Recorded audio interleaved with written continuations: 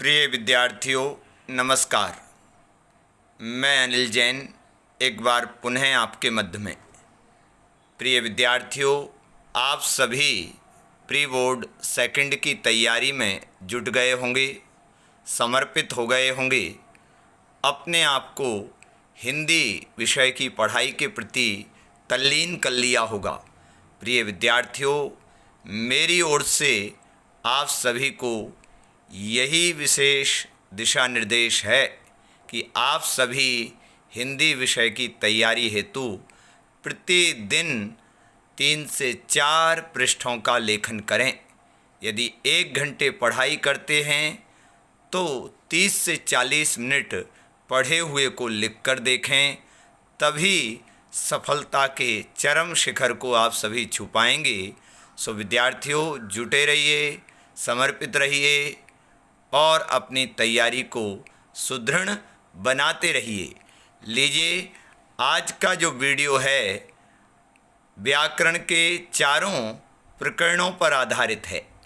हम व्याकरण के चारों प्रकरण के आधार से 5-5 विकल्पात्मक प्रश्नों की चर्चा करेंगे।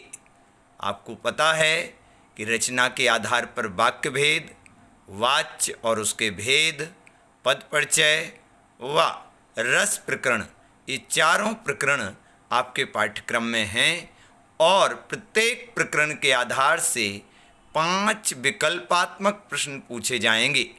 5 विकल्पात्मक प्रश्नों में से कोई 4 करने हैं, मतलब चारों टॉपिक के आधार पर 20 MCQ आएंगे और उन 20 MCQ में से आपको 16 अटेंड करने हैं। मतलब ये है कि 5 में से 4, इस तरह से आपको 16 प्रश्न अटेंड करने होंगे। लीजिए, हम बढ़ते हैं आगे और यह रहा आपके सामने पहला प्रश्न रचना के आधार पर वाक्य भेद पर। लीजिए देखते हैं और ध्यान से सुनिए इस वीडियो को। पहला क्वेश्चन देखते हैं। निम्नलिखित में से किन्हीं 4 प्रश्नों के लिए उचित विकल्प का चयन करिए। उचित विकल्प का चयन करके उत्तर पुस्तिका में लिखना होगा सही विकल्प नंबर और सही जो उत्तर है विकल्प नंबर के आगे उसका सही प्रयोग आपको उत्तर पुस्तिका में करना होगा। लीजिए क्वेश्चन। अध्यापिका ने छात्र की प्रशंसा की तथा उसका उत्साह बढ़ाया। वाक्य का मिश्र वाक्य में परिवर्तन होगा। 4 वाक्य यहाँ पर दिए गए हैं। जब अध्यापिका ने छात्रा की प्रशंसा की तब उसका उत्साह बढ़ गया। अध्यापिका के द्वारा प्रशंसा करने पर छात्रा का उत्साह बढ़ गया। अध्यापिका ने छात्रा की प्रशंसा की इसलिए उसका उत्साह बढ़ गया। अध्यापिका के द्वारा छात्रा की प्रशंसा करने पर उसका उत्साह बढ़ गया। तो विद्यार्थियों, हम देख सकते हैं कि दूसरा वाक्य तो सरल वाक्य की कोटि में जाएगा, तीसरा संयुक्त की कोटि में जाएगा, चौथा सरल वाक्य की कोटि में जाएगा, लेकिन प्रथम विकल्प जो बचता है वह सही उत्तर हो जाएगा। जी हाँ, जब अध्यापिका ने छात्रा की प्रशंसा की तब उसका उत्साह बढ़ गया। ये जब तब कहाँ किसकी पहचान है? ये कालवाचक क्रिया विशेषण उपवाक्य। और कालवाचक क्रिया विशेषण उपवाक्य किसके अंतर्गत आता है? मिश्र वाक्य के। मिश्र वाक्य के अंतर्गत 3 प्रकार के आश्रित उपवाक्य, पहला संज्ञा उपवाक्य, दूसरा विशेषण उपवाक्य और तीसरा क्रिया विशेषण। और क्रिया विशेषण के अंतर्गत 4 भेद हैं: कालवाचक, स्थानवाचक, रीतिवाचक, परिमाणवाचक। तो यह जो प्रयोग है, जब अध्यापिका ने छात्रा की प्रशंसा की तब उसका उत्साह बढ़ गया, यह मिश्र वाक्य का है और यह कालवाचक क्रिया विशेषण उपवाक्य के अंतर्गत जब अध्यापिका ने छात्रा की प्रशंसा की। इतना आधा पार्ट देखेंगे तो कालवाचक क्रिया विशेषण उपवाक्य, तब उसका उत्साह बढ़ गया, यह प्रधान उपवाक्य। तो याद रखिए, मैंने दोनों बातों का आपको संकेत कर दिया यहाँ पर। अगला क्वेश्चन देखते हैं। जो ईमानदार है वही सम्मान का सच्चा अधिकारी है। जो ईमानदार है वही सम्मान का। रचना के आधार पर वाक्य भेद बताइए। सरल वाक्य है, मिश्र वाक्य है, संयुक्त वाक्य है, संज्ञा उपवाक्य है। जी हाँ, यह मिश्र वाक्य है। जो ईमानदार है, ये किसकी पहचान है? जो आपको बताई थी, विशेषण उपवाक्य। जो, जिसने, जिसका, जिसमें, जिसकी, जिसका, जिसके, जिसने इत्यादि आ जाएं तो यह विशेषण उपवाक्य। और विशेषण उपवाक्य किसके अंतर्गत आता है? अभी अभी ऊपर वाले क्वेश्चन में जाना, मिश्र वाक्य के अंतर्गत। इसलिए जो ईमानदार है वही सम्मान का सच्चा अधिकारी है। यहाँ पर रचना के आधार पर मिश्र वाक्य का प्रयोग है। सो यहाँ पर सेकंड विकल्प आपका सही है विद्यार्थियों। ज्यों ही घंटी बजी छात्र अंदर चले गए। वाक्य का सरल वाक्य में रूप होगा, सरल वाक्य में परिवर्तन होगा। घंटी बजी और छात्र अंदर चले गए, यह तो संयुक्त है। छात्र अंदर चले गए और घंटी बज गई, यह भी प्रयोग सही नहीं है। घंटी बजते ही छात्र अंदर चले गए। जी हाँ, तीसरा विकल्प सही है। तीसरा विकल्प सही है विद्यार्थियों। चलिए आगे चलते हैं चौथे क्वेश्चन की ओर। आश्रित उपवाक्य के कितने भेद हैं? आश्रित उपवाक्य के कितने भेद हैं? 1 है, 2 हैं, 3 हैं, 4 हैं। बताइए आप। 4 हैं। 4 नहीं हैं। हाँ, 4 नहीं हैं, ध्यान रखिए। 3 हैं। कौन कौन से? अभी अभी आपको बताए थे। संज्ञा उपवाक्य, विशेषण उपवाक्य, क्रिया विशेषण उपवाक्य।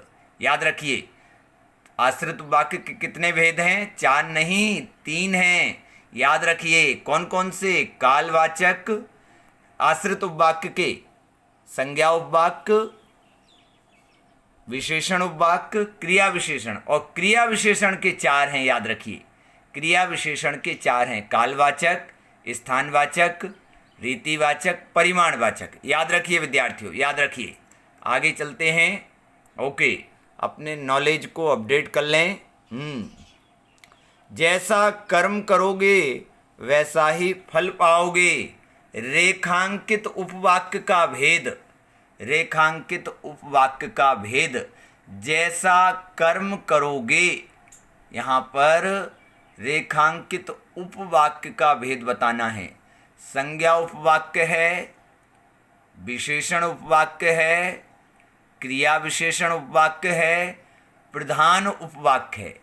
खैर यहाँ पर आपको रेखांकित नहीं दिख रहा होगा, लेकिन फिर भी हम क्वेश्चन के आधार पर जैसा पूछा है उत्तर निकाल सकते हैं। यहाँ पर क्रिया विशेषण उपवाक्य। जैसा कर्म करोगे, क्रिया विशेषण। और क्रिया विशेषण में यदि इसका भेद निकालेंगे तो रीतिवाचक क्रिया विशेषण। याद रहेगा सभी को। चलिए आगे चलते हैं। अब हमारे सामने आ गया आपके व्याकरण के अंतर्गत दूसरा टॉपिक, वाच्य और उसके भेद। चलिए देखते हैं। हम रात भर कैसे जागेंगे। वाक्य का भाववाच्य में रूप होगा। हमसे रात भर कैसे जागा जाएगा। हम रात भर किस प्रकार जागेंगे। रात भर जागेंगे हम कैसे। रात भर कैसे जागेंगे हम।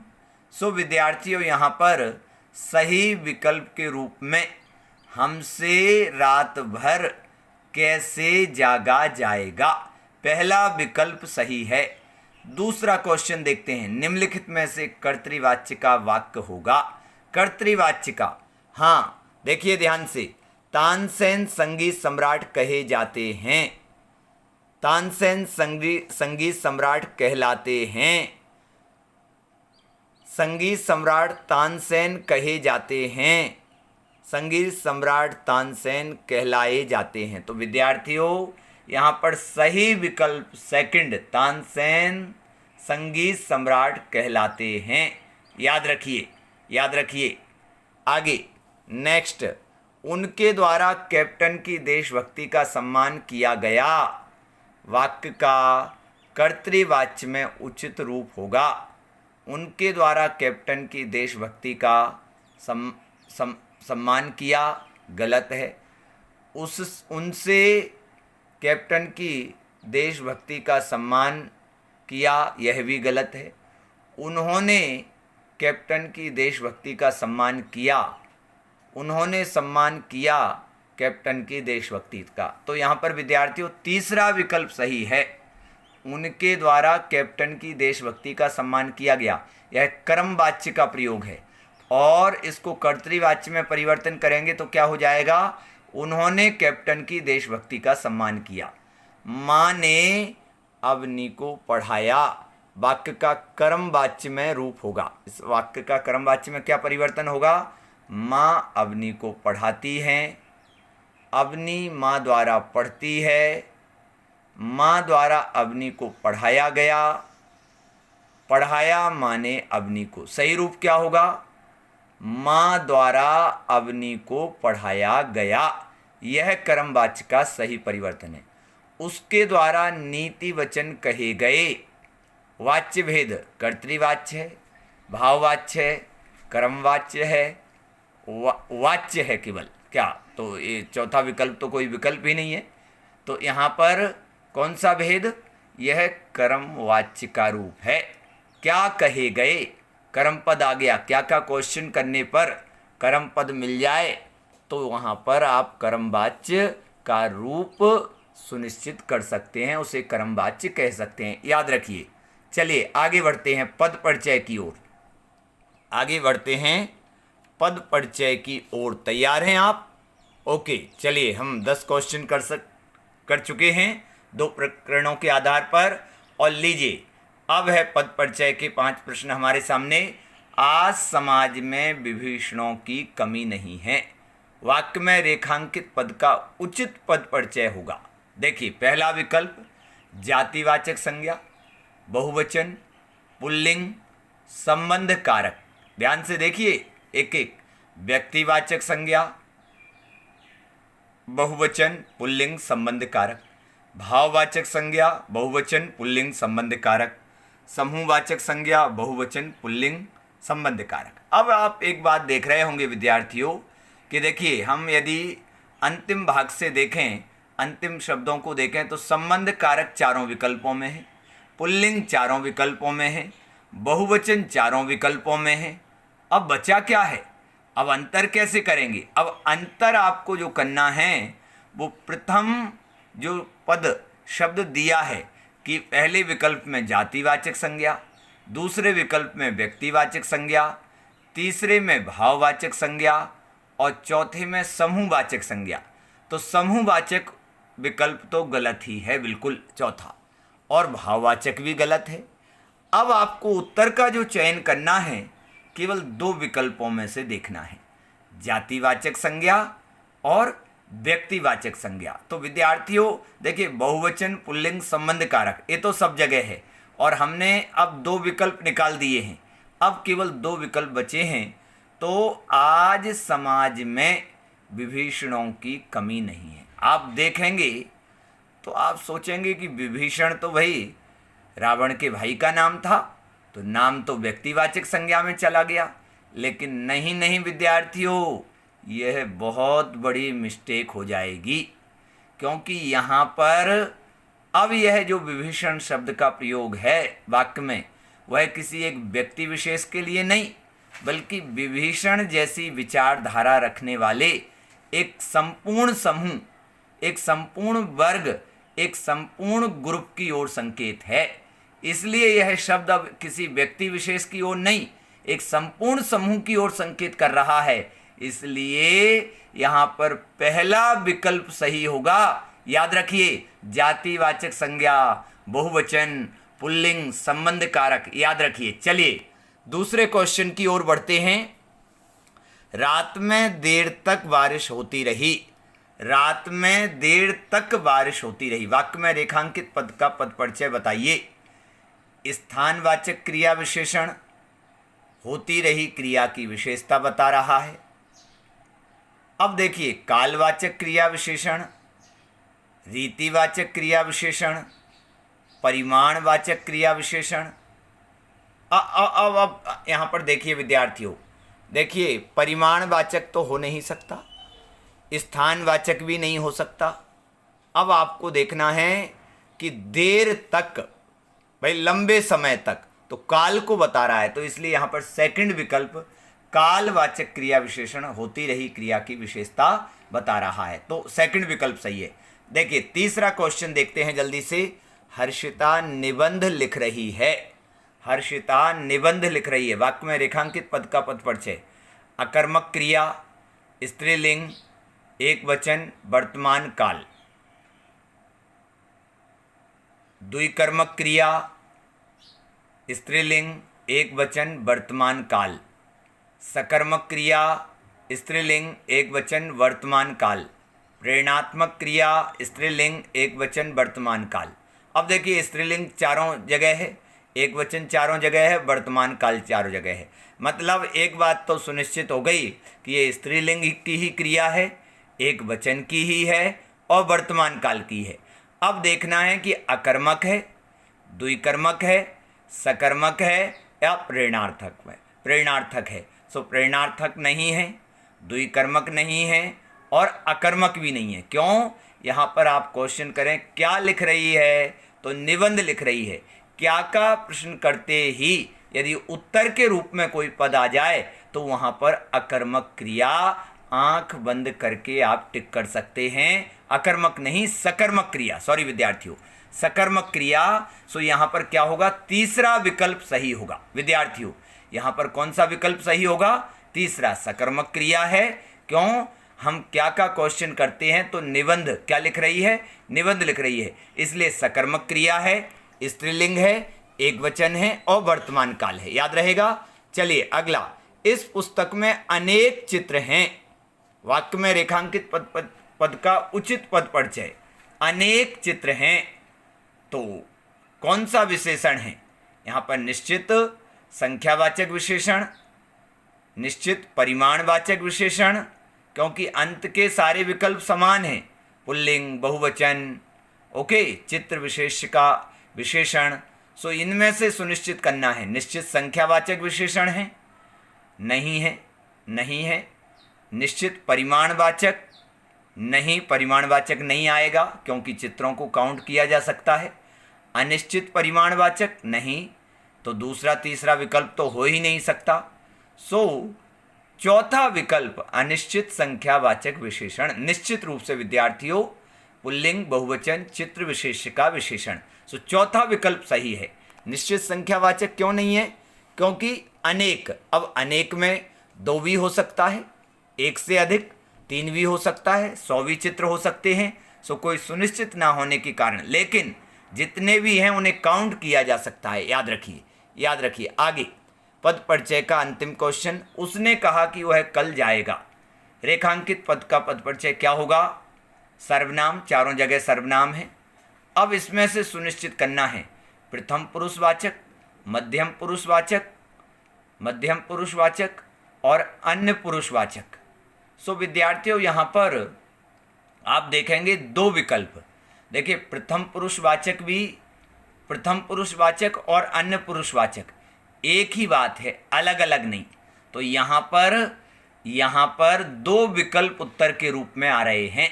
याद रखिए, ये क्वेश्चन जो निर्माण किया गया है वह सही दृष्टि से नहीं किया गया। सो यहाँ पर आप याद रखिए, प्रथम पुरुषवाचक को अन्य पुरुषवाचक भी कहते हैं। सो यहाँ तो उत्तर के रूप में पहला और चौथा विकल्प। याद रखिए, बोर्ड एग्जाम में इस प्रकार के प्रश्न नहीं आते हैं कि जहाँ 2 विकल्प उत्तर के रूप में आ जाएं, एक सुनिश्चित एक ही उत्तर होता है। सो आप याद रखिए कि यहाँ पर पहला और चौथा दोनों विकल्प उत्तर के रूप में हमें दिखाई दे रहे हैं। याद रहेगा, याद रहेगा सभी को। चलिए रस प्रकरण की ओर बढ़ते हैं। रस, श्रृंगार रस के भेद हैं। महत्वपूर्ण क्वेश्चन 1, 2, 3, 4 बताइए आप कितने हैं?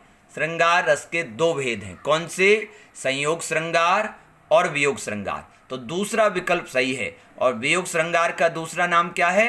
विप्रलंभ श्रृंगार। याद रखिए, करुण रस का स्थायी भाव होगा।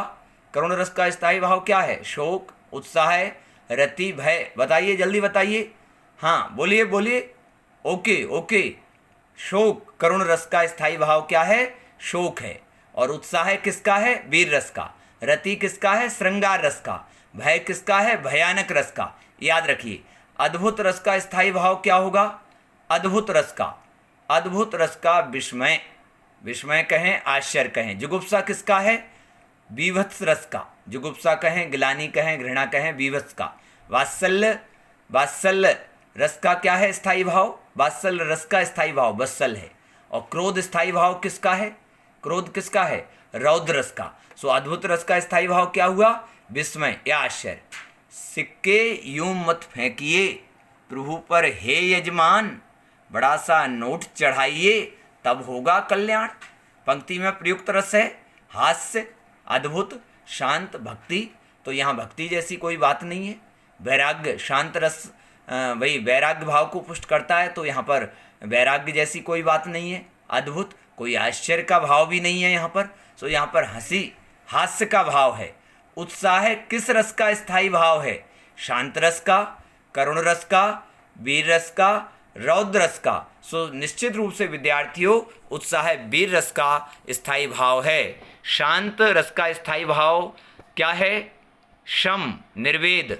ओके, करुण रस का शोक और रौद्र रस का क्रोध। सो इस तरह से विद्यार्थियों तैयारी करते रहिए, पढ़ते रहिए। निश्चित रूप से आप यदि समर्पित मन से, मेरे द्वारा व्याकरण के 6 वीडियो पहले बना दिए गए हैं 20-20 प्रश्नों पर अभ्यास के, और ये मेरा 7वां वीडियो व्याकरण के 20 प्रश्नों पर। और यदि आप इन सब वीडियो को ध्यानपूर्वक सुन लेंगे तो काफ़ी कुछ आपकी तैयारी हो जाएगी और आप व्याकरण के 16 अंक के प्रश्नों को अच्छे से कर सकेंगे। सो पढ़ते रहिए, अच्छे से तैयारी करते रहिए। निश्चित रूप से आपकी अच्छी तैयारी ही आपको उन्नत सफलता की ओर ले जाएगी। नमस्कार विद्यार्थियों।